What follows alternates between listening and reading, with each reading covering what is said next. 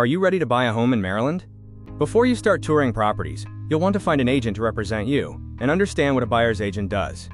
Hey everyone, I'm John Barzak, a realtor with Integrity Real Estate, and this is Maryland Real Estate with John, where we break down the home buying and selling process step by step. In the last video, we covered how to understand your budget and get pre-approved. Now let's look at how representation works, what a buyer's agent actually does, and how compensation works under the new 2024 rules.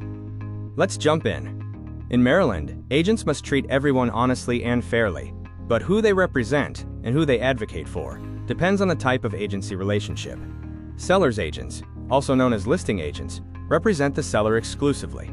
To them, the buyer is a customer, not a client.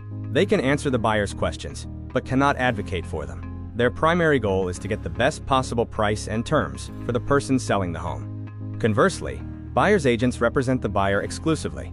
A buyer's agent acts as the buyer's advocate throughout the entire process, from the initial search to the final closing. Representation is formalized between a real estate agent and their client through a signed agreement. Home buyers in Maryland don't need a buyer's agent, but they can make the process much smoother. A buyer's agent serves as your guide, advocate, and project manager, reducing risk and saving time. Your buyer's agent will help during the pre-purchase process, preparing and negotiating an offer, and they'll get you successfully to closing. During the pre-purchase process, your buyer's agent will ask about your needs, utilize their knowledge of the local market, prepare property searches, and facilitate showings.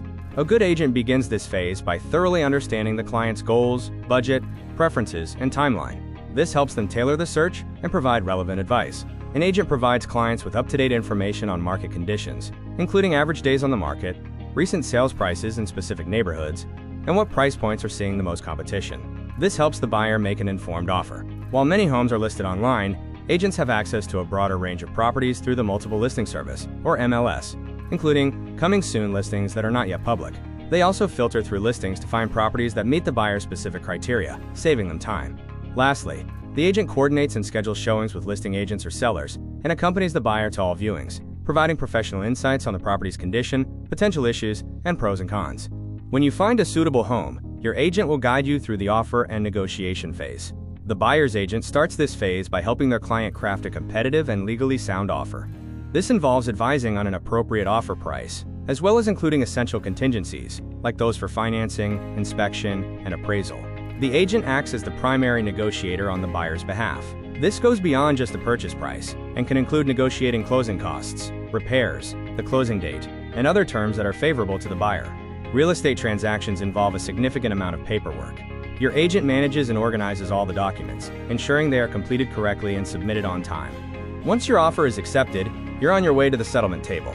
From contract signing to closing, the agent acts as a project manager for the transaction. This includes coordinating with the seller's agent, home inspectors and appraisers, and working with the buyer's lender and the title company to ensure a smooth closing process. The agent helps the buyer navigate the inspection process, interpreting the inspection report, and negotiating with the seller for repairs or credits if issues are found.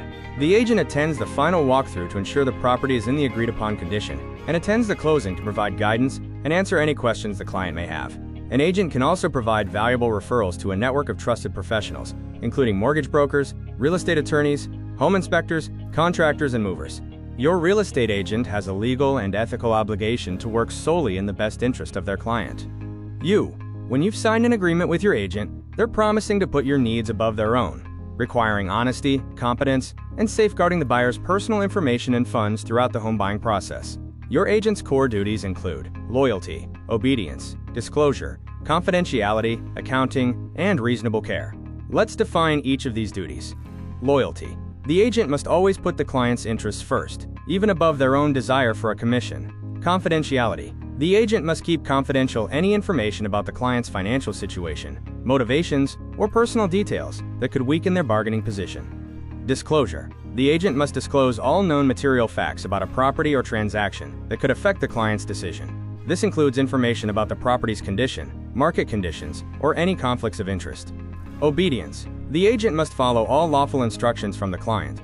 Accounting. The agent must handle all funds and documents related to the transaction with care and accountability, such as promptly delivering earnest money to an escrow account. Reasonable care and diligence. The agent must use their professional skills and knowledge to the best of their ability to represent the client. These duties are the foundation of your working relationship. Your relationship with your buyer's agent is formalized through a buyer brokerage agreement, or BBA. A 2024 National Association of Realtors settlement, associated with an antitrust lawsuit, requires a written and signed BBA before a realtor can show you any homes. The BBA establishes that the agent represents you, outlines the services being provided, sets the compensation structure, and defines whether the relationship is exclusive. I'll be posting a video walking through the entire buyer-broker agreement and the common attachments, so be looking for that. In addition to requiring a BBA, the 2024 settlement changed how buyer's agent compensation is handled. Previously, it was common for a seller's agent to list the amount of commission they were offering to a buyer's agent in their property listing on the Multiple Listing Service, or MLS.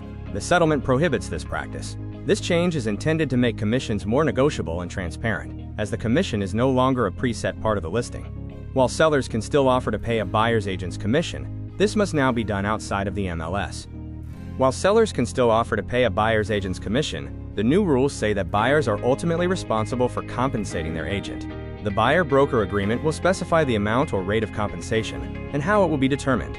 But being responsible doesn't always mean paying out of pocket. The buyer can negotiate with the seller to have that cost covered, for example, through seller concessions. Let's take a moment to further break down how buyer's agent compensation works under the new rules, because this is where most of the changes are happening. As we said, the buyer ultimately is responsible for paying their agent, but there are multiple ways to cover that cost, including broker-to-broker compensation, seller concession, buyer direct, or some combination of these sources. Broker-to-broker compensation is when the seller's agent privately, not on the MLS, offers compensation to a buyer's broker. This is still allowed. Seller concessions is when a seller agrees to contribute towards the buyer's closing costs. This is a credit directly from the seller to the buyer, which the buyer can use towards closing costs, including buyer's agent commission. Lenders limit the amount of seller concessions, usually as a percentage of the purchase price. These limits vary depending on the type of loan. The buyer can also directly pay their agent out of pocket. This is less common, but it is an option. Lastly, the buyer's agent compensation could also be paid by some combination of the above sources. If a buyer doesn't have funds for a commission, there's still plenty of options. 1. The buyer could restrict their home search to those that are openly offering to contribute towards the buyer's agent's commission. 2. As mentioned earlier, the buyer can request in their offer that the seller provide buyer's agent compensation or a credit towards closing. Finally, a prospective buyer without a buyer brokerage agreement can work directly with the seller's agent to submit an offer, but they will do so without the benefit of representation. Most buyers, however, want the protection and guidance of their own agent, so concessions and compensation strategies are the typical route. Typically, the buyer's agent's commission is a percentage of the purchase price, but it can also be a flat fee. In both cases, the commission is contingent on a successful sale, so the buyer's agent is incentivized to get the transaction to completion. A very small number of agents offer a la carte services. Buyer's agent compensation is always flexible, transparent, and negotiable.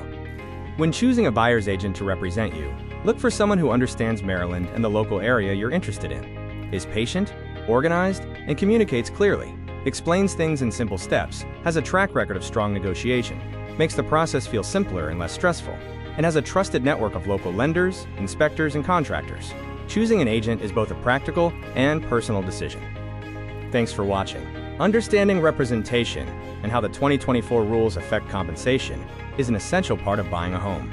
Everything we covered in this video, and the entire Maryland home buying process, is laid out step by step in my Homebuyer's Handbook. If you'd like a copy, head over to johnbarzak.com, go to the contact section, and message me for a free PDF of the handbook. I'm happy to send it your way.